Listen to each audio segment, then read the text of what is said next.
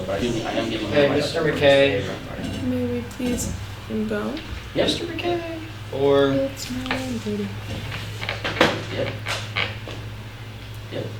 Hey Mustangs, welcome back to another episode of The Spill. It's Monday, November 18th, 2019. I'm your host, Riley Green, and I'm here with Ashley Millard. For this episode of The Spill, we'll talk about Hong Kong, Beibei, and stolen vehicles. Stay tuned for the latest.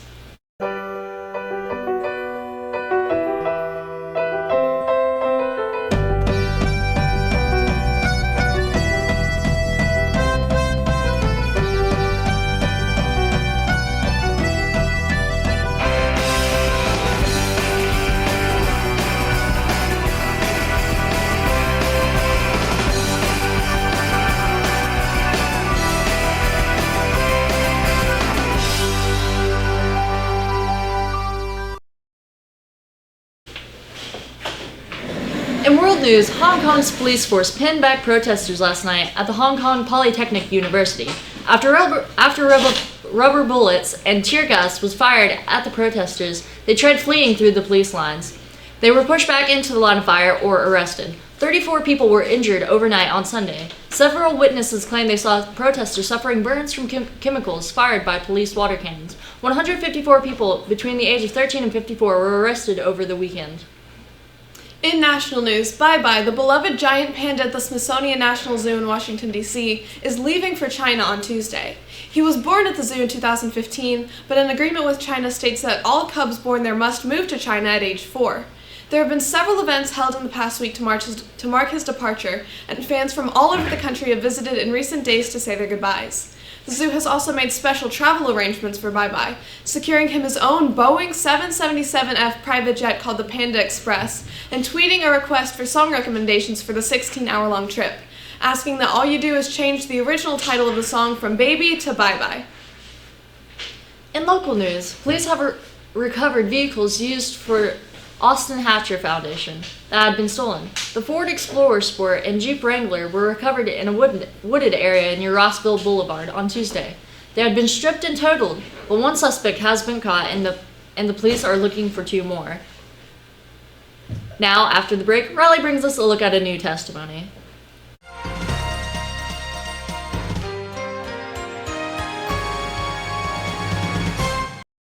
For our top story today, Speaker of the House Nancy Pelosi has officially invited President Donald Trump to testify in front of Congress for his impeachment inquiry. This statement comes as the House Intelligence Committee prepares for a second week of public testimonies as part of the inquiry, including with arguably one of the most important witnesses. Gordon Sondland, American ambassador to the European Union and one of the only people who has spoken with the president directly about the situation with Ukraine, is set to speak on Wednesday.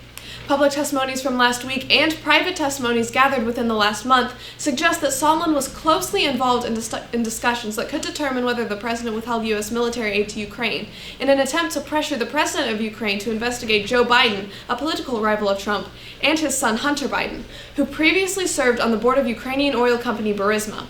But whether the president actually testifies through writing or in person remains to be seen.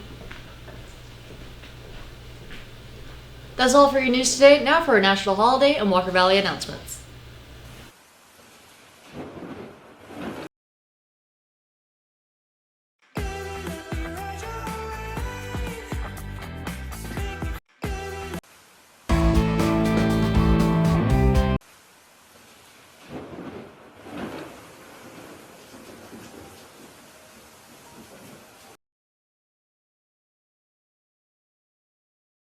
Character debut was 91 years ago today, so wish Mickey a happy birthday and by using the hashtag Mickey Mouse Birthday.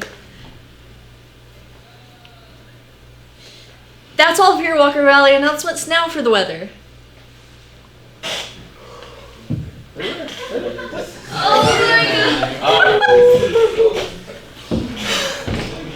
Great.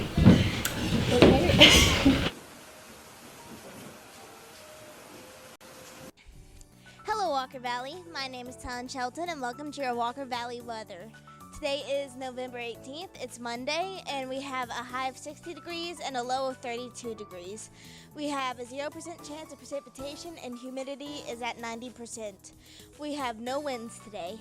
Again, my name is Talon Shelton, This has been your Walker Valley weather.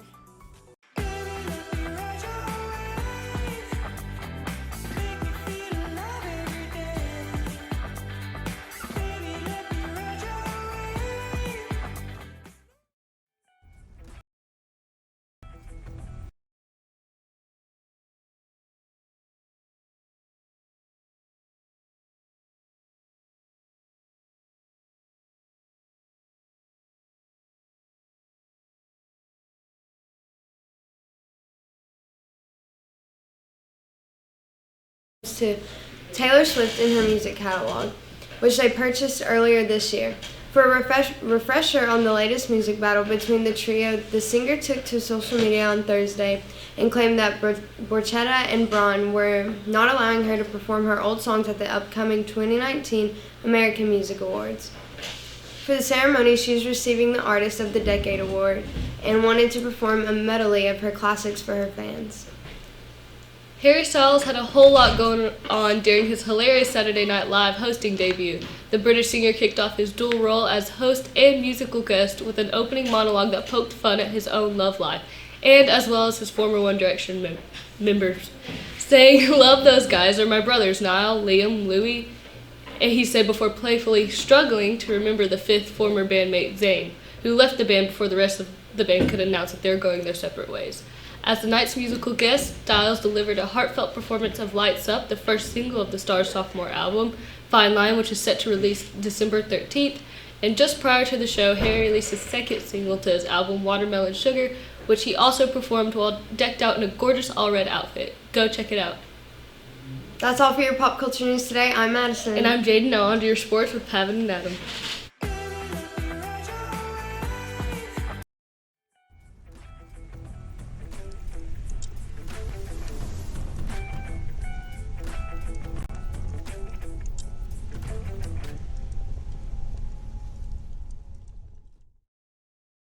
What's up, Mustangs? I'm Pavin and I'm here with my co-host Adam, and we're here today to give you your daily sports news.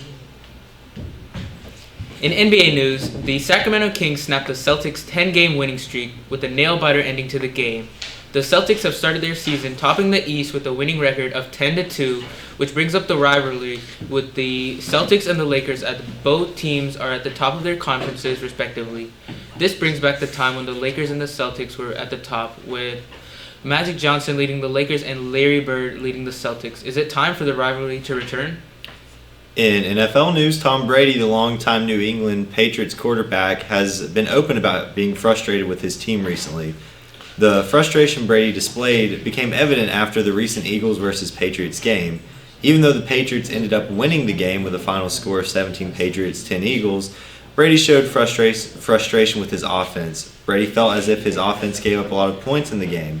When asked how he felt his offense performed in an interview, Brady said, "Up and down. It is what it looks like to me.